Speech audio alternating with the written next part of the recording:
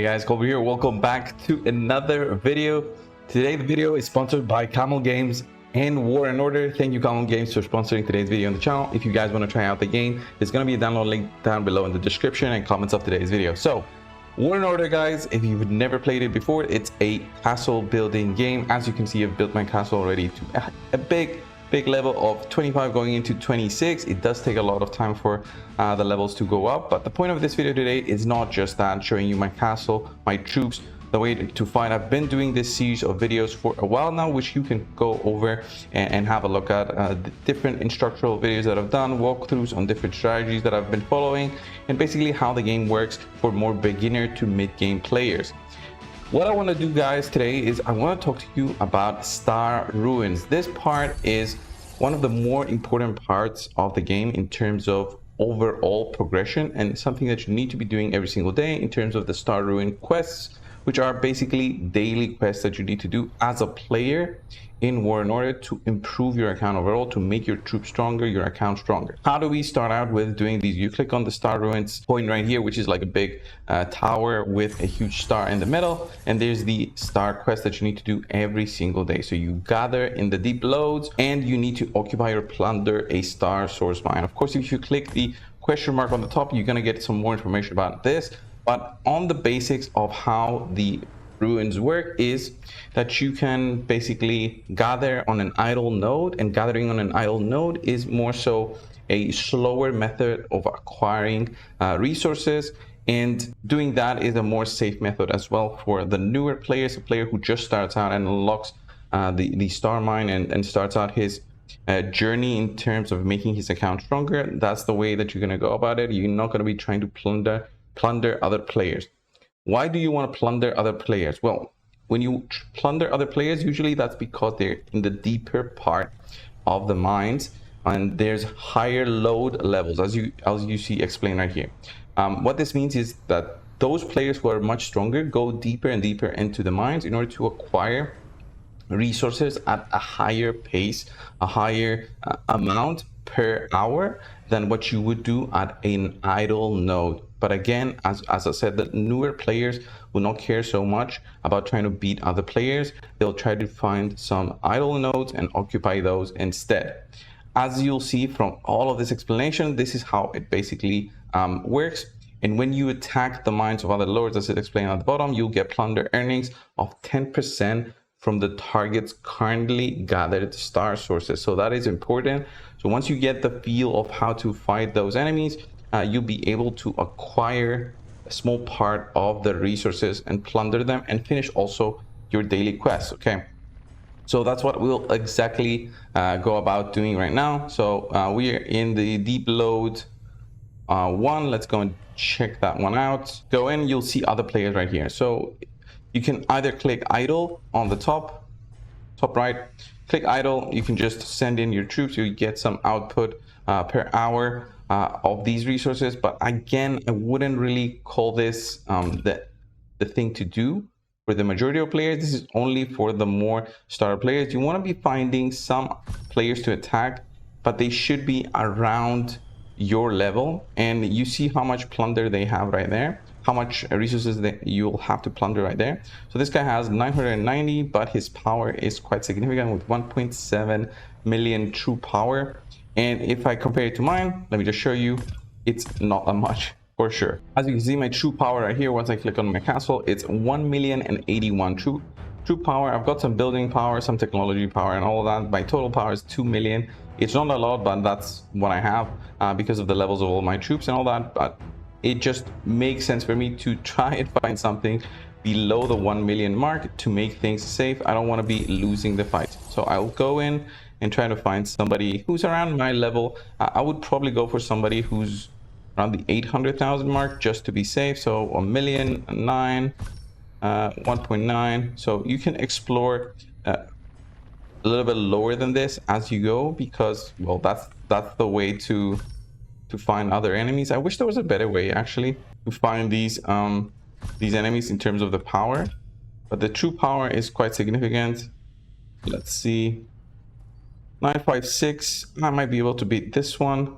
956 is lower than mine. Might be able to beat this one. If I send in the troops with a proper formation, I might be able to do it.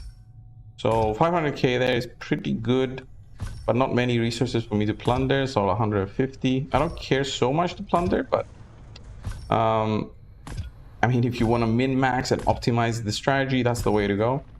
So 0.1, 600,000, that's 235 there on that node.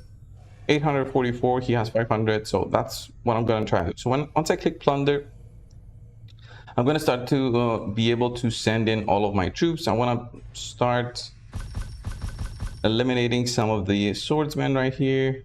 Let's see, let's go into the fight. Set out.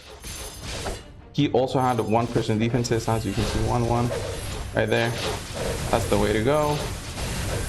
Fight is going okay, I think. Still looking like we are losing, but ooh, he's got 85,000 mages. That's a lot of mages. Did not expect that. That's a ton of mages. I don't know if I'm gonna be able to beat that. No. Yeah, I've got my Phoenix there. That was very close, but he had so many mages. Did not expect that. Yeah, that's the trouble with these kind of fights. And I have daily battles remaining 1, so I'll try to find something way weaker. Maybe then I can do this. All right, let's go and set out to fight. Hopefully this will go better than before. There's so many mages that this guy has. 50k, 40,000 archers. Way stronger, it feels like, than me, but let's put it on a 2x. We see the battle go, and okay, we took out his beast there. Only his mages left. Managed to take him out with some troops left. So there we go. We got some star swords from this battle, and that is basically our plunder. Even if you fail the fights, you still manage to complete the first of the 2 missions, which is occupy or plunder. All right, and that gives you a birthstone crystal, which is very important. I'll explain why. And then gather in deep load 1 time.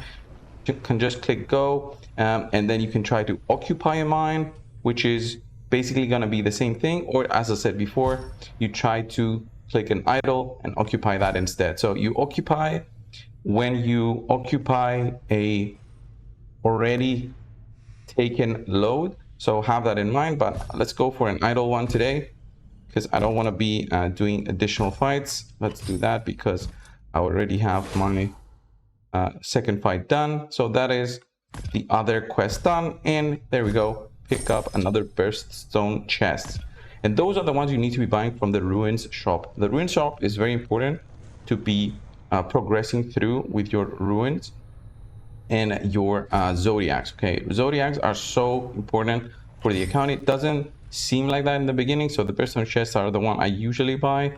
The polycrystallines, I don't usually buy them because they're quite expensive, and these I wait for the resets to happen to basically buy them every single time.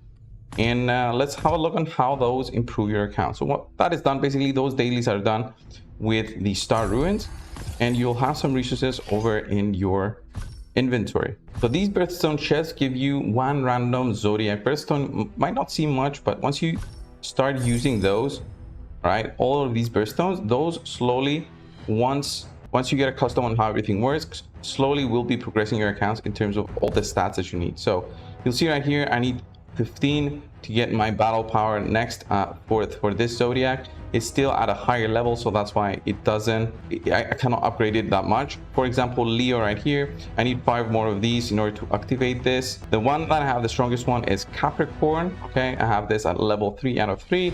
I can slowly evolve it. As you see, I've got some birthstones right now. I can evolve it and get a little bit of extra power to this one, and also collect more of the resources on the top. Let's see my Sagittarius as well. This one gives me more archer attack, infantry HP, archer HP, and archer damage. This is basically for archer accounts.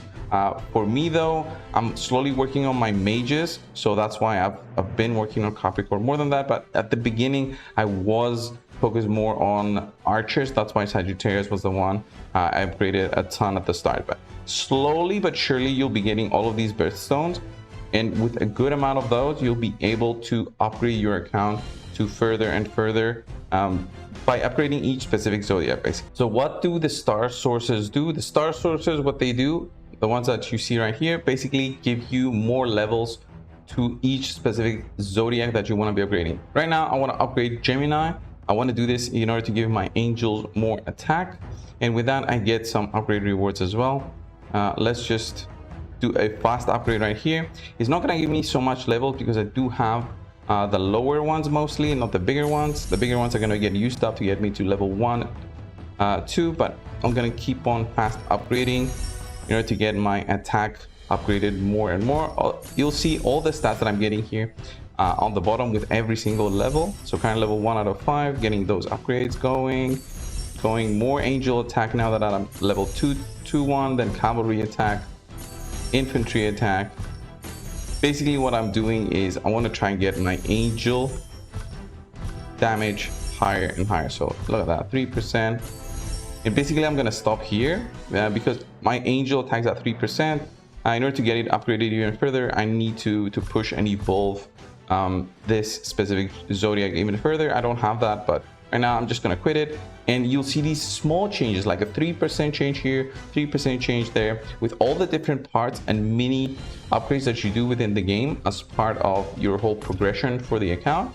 It just stacks up. But 3% for somebody out there who basically now starts playing the game will not seem much, but in reality it's actually stacks up. It's just Star Ruins, for example, your other ways of upgrading, your researchers, your higher levels of your troops, all of those stack up to make a stronger and stronger accounts, and they just multiply with each other and make your account stronger. So that was the video, guys, on the Star Ruins and making your account stronger within the game of War and Order. Thank you all so much for watching this video and subscribing to the channel. If you do like this series of videos, please consider downloading the game as well through my link down below in the description and comments of today's video. Thank you all so much. Thank you, Camel Games, for sponsoring today's video, as I said before. And guys, I'll see you in the next one. See ya.